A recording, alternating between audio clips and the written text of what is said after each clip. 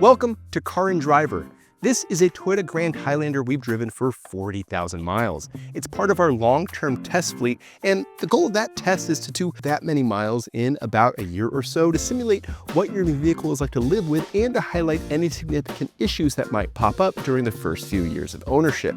For this Grand Highlander, that meant lots of family road trips around the Midwest, out to the East Coast, down to Florida and Colorado as well, and it also meant driving in icy Michigan winters. Now that we've covered 40,000 miles, we can tell you what we liked, what we didn't like, and what you should expect if you were to buy one.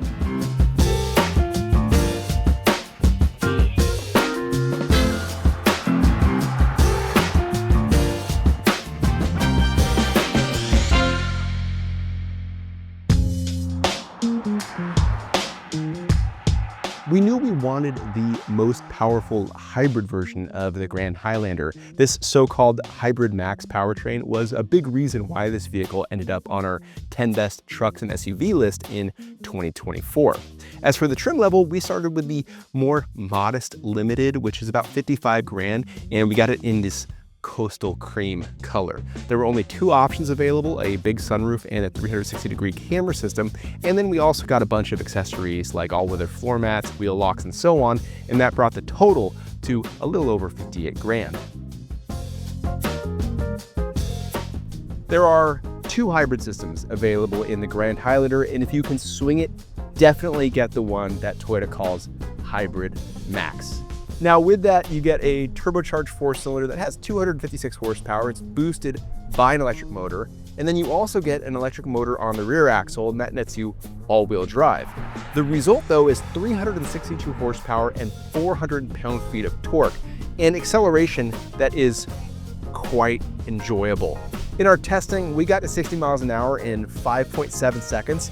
That's great and all for a vehicle like this, but you really notice it on part throttle applications, like when you're on the freeway and you need to make a pass or we need to squirt up a short on-ramp.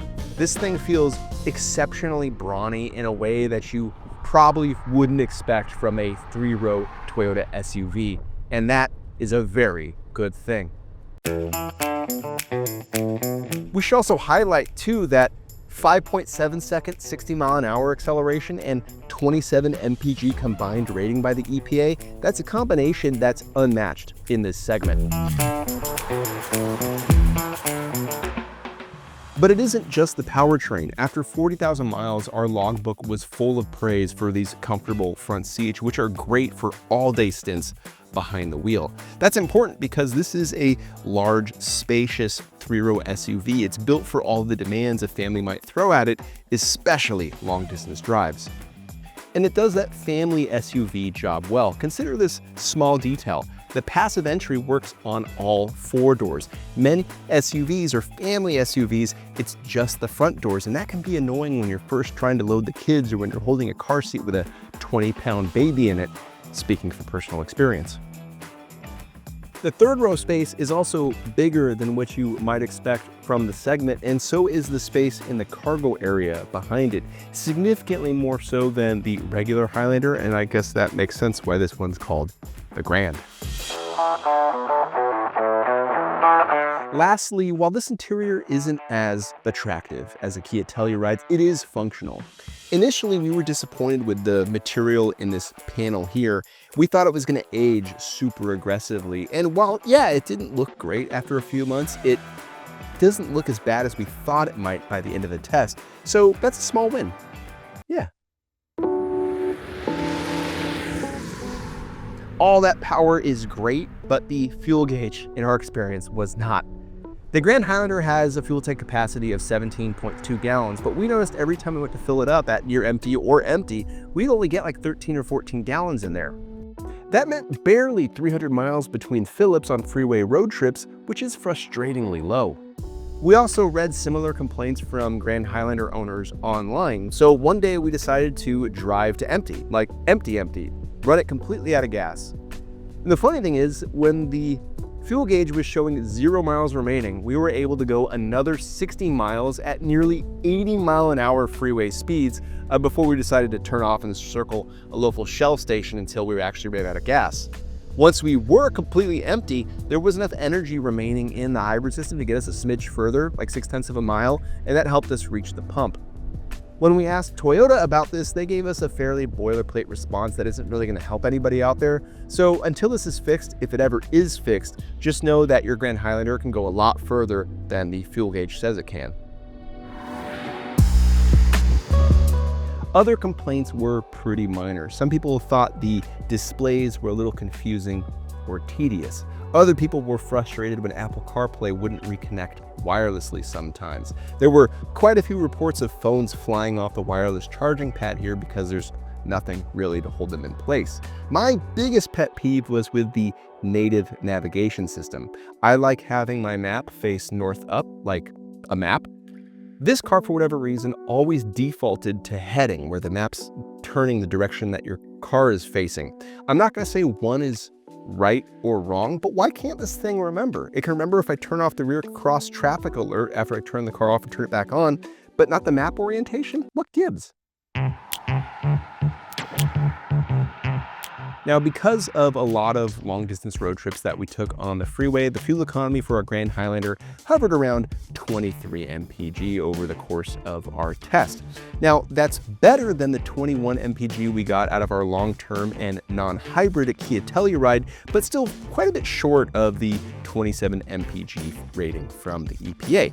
Why is that? Well, hybrids, like this Grand Highlander, they tend to have less and less impressive fuel economy as the speeds rise. In spite of this, the fuel economy that we got out of this Grand Highlander is still better than most three-row SUVs, and again, we like the power that this thing has, so we'll accept the trade-off.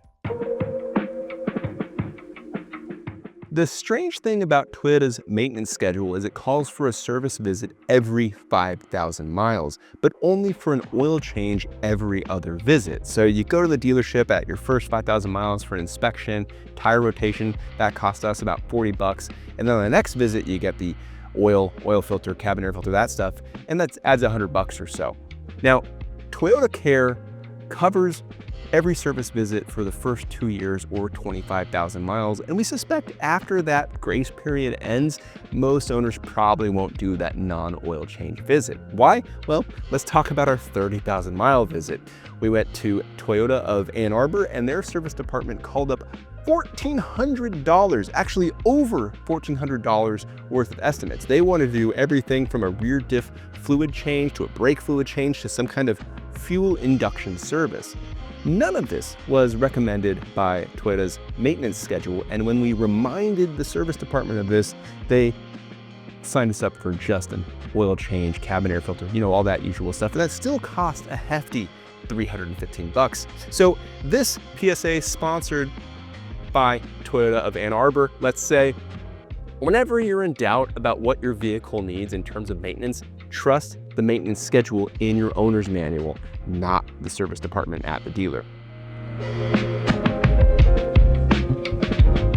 For winter, we installed a set of Goodyear Assurance Weather Ready 2 tires. These are all-weather tires, which aren't as capable in winter as a set of dedicated winter tires, but they have more traction on snow and ice than all seasons, and that's denoted by this 3 Peak Mountain Snowflake badge on the sidewall. They did great this winter, which was a particularly icy and cold one here in Michigan. Now, we maintain that nothing is as good as a set of dedicated winter tires, but you can see the logic in these all-weather tires, especially if you can't be bothered to change your tires during the shoulder seasons, or if, like one of our staffers, you take your family to Florida where it's 90 degrees and sunny in February instead of it being cold, sad, gray, and depressing here in Michigan.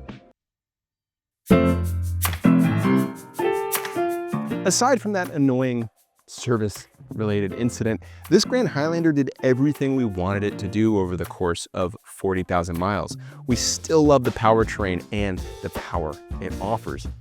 Whatever small complaints we had kind of balance out. They're pretty easy to live with, and the rest, well, it's fairly unremarkable. To be honest though, that's success. That's exactly what you want your large 3-row family SUV to do, especially over long distance drives. Trust me, you got enough on your mind. And that's exactly where this Grand Highlander excelled.